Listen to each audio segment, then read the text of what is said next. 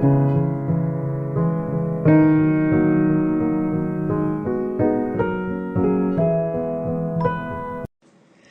and welcome to a brand new video on the recycling of red blood cells, also called erythrophagocytosis. So what we're going to look at in this video is our basic structure of hemoglobin and what it does, its function. We're going to look at red blood cells, where they're produced, and how long they live. The basic lifespan of a red blood cell, RBC, and what happens to the hemoglobin after the RBCs are broken down and recycled. So let us begin with some just introduction about what's going on here. Now the first thing we want to pay attention to is that we have a cell called a red blood cell, an RBC. RBCs, what they do is they carry O2 and also carbon dioxide. Now that is at least two of the main functions. There's also some blood buffering that happens. But these red blood cells contain a molecule called hemoglobin. And hemoglobin is an important iron-containing molecule who functions in oxygen transport, etc. Now, if I were to take and look at a red blood cell and its biconcave disc with that little indentation there, and that we were to zoom in on this cell and look inside at its contents, we would begin to see that its contents contain a molecule, a quaternary protein called hemoglobin. And there's many hemoglobin molecules inside of a red blood cell. So these hemoglobin molecules have an important protein component called globin. And imparted to this is also a pigment component that in the center of it is iron ions, Fe2+, Fe2+ is inside of that. And it's an ion, Fe++, which is important chemically. It's very hard for me to get that in there when I'm trying to write with this stylus. But anyway, it is an Fe++ molecule, Fe++, and it's on a pigment molecule called heme. Now, we're not going to go into heme structural chemistry or anything here. That might be for a future video. But heme and globin come together, and there are 4 of these such units, which are in what we call, there are alpha chains, in which there are 2 alpha chains and 2 beta chains that are referred to of hemoglobin, some slight different conformations. And that has some things I would like to do in the future on some diseases like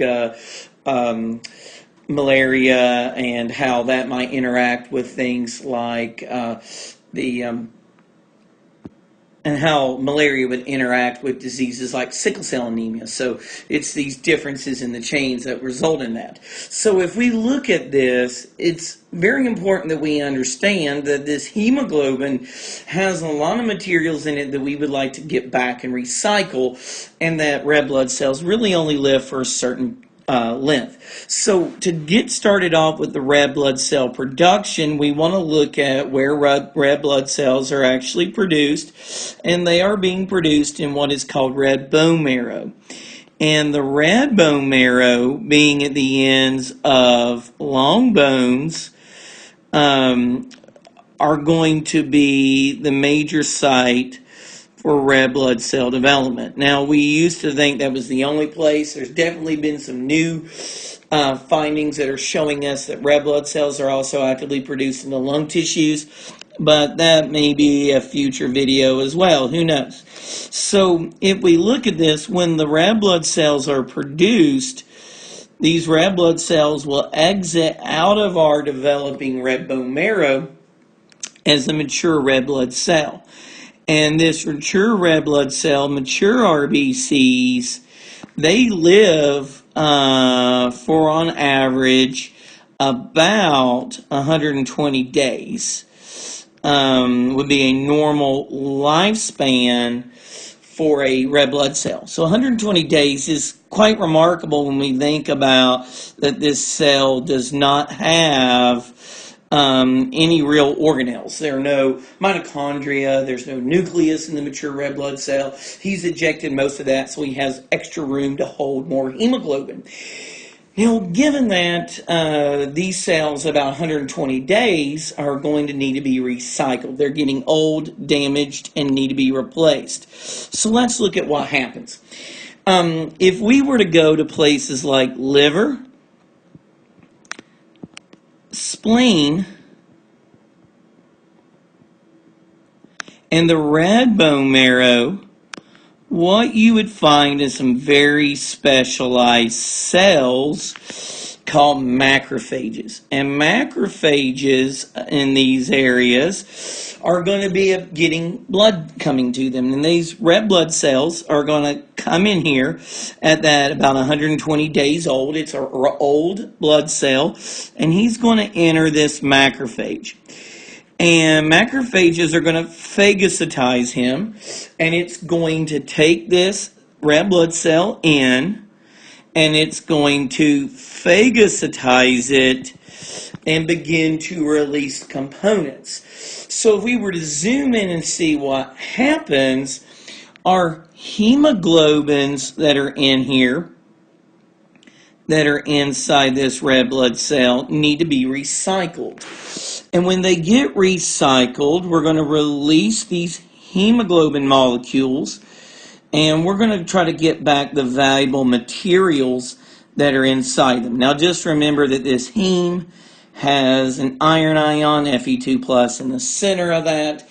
And so what we're going to do is break this down. We need to chemically release the components so the body may be able to utilize that. And one of the very first things that's going to happen is this hemoglobin is going to be released from the heme. And we're going to take the heme molecule and let go of it with its iron in the center there. Just as a reminder, there's an Fe++ here, Fe2+, who's in the center of that. Now, your heme and your globin molecules have different fates. The globin can be broken down into various amino acids, and it can be used to make more hemoglobin or do other things with it. It can be used for a variety of means. But what we want to do is follow the fate of this heme and see exactly what's going to happen here. So let's look at this heme and follow him on. So this heme is going to need to be able to go back into the bloodstream.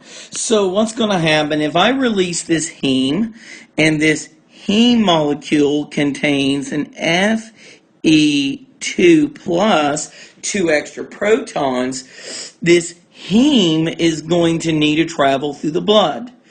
And to do that, one of the things we're going to do is take this heme molecule and add it, and we're going to release this iron from it. It's one of the first things we're going to do is release the iron.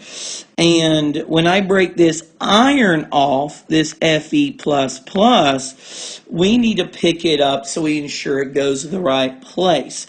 So what we're going to use is a protein, and this protein is called transferrin. And transferrin is going to grab up this iron, our transferrin, and he's going to move this iron and take this iron back to the site of red blood cell development. And ultimately, that's what we want to do, is be able to get this back so that I can, in my red bone marrow now, obtain this iron and use this iron to make more heme. So this iron can be recycled and used to make more heme for our body. Now, what's still left, remember, is our heme. And that heme is still present, and we need to get that recycled, this pigment molecule. Now, the heme recycling is a little bit more complicated in this respect as a biochemical process, but let's take a look at what happens. So heme now is sitting here without its iron, and this heme molecule needs to go through some chemistry. Some enzymes are going to come in, and there's going to be a conversion to a molecule that is going to have a green color to it called biliverdin. And this is what gives bile its coloration. And we're going to send this into bile.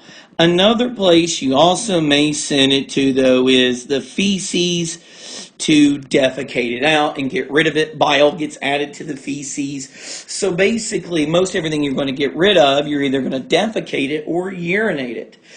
Now, this biliverdin goes through some biochemistry as well. It becomes what we call conjugated. And this conjugation means it's being made to be water soluble. So it becomes conjugated or water soluble into a molecule called bilirubin. And this is that yellowish pigment that accumulates in the skin and tissues of jaundice patients. So this is what's responsible for jaundice. Now it goes through some chemical things. It becomes what we call urorubin, but ultimately this is lost out of the urine. And this is basically where you will see almost everything leaves the body through feces and urine. Now, what's important to note about this, and why this is important to know, is that if patients were to have unusual changes in fecal color or urine color, this may tell us about a blood disorder, something going on with the blood diseases associated to these chemical pathways that may result in change. So ultimately what we see here is this is a process to reclaim bits of valuable materials like proteins to get those amino acids back, and this iron, and then also we get rid of these materials. And this is this chemical process on the screen right now shows me why plasma is often yellow, is the bilirubin. This is why patients, children who are born with erythroblastosis fetalis are oftentimes jaundicey. So you may see these things time and time again in your practices and in your studies as you go forward in healthcare programs. So I hope this video was helpful to you. I know it was a short and sweet one, but I really hope it was helpful to kind of see a lot of what's going on biochemically. If you would like to see a more comprehensive biochemical process of what's going on down to the enzyme level, let me know in the comments. I hope that you find these videos helpful. Please take time to comment, like, and subscribe. Let me know what you would like to see in future videos. Thank you so much for watching. Have a great day.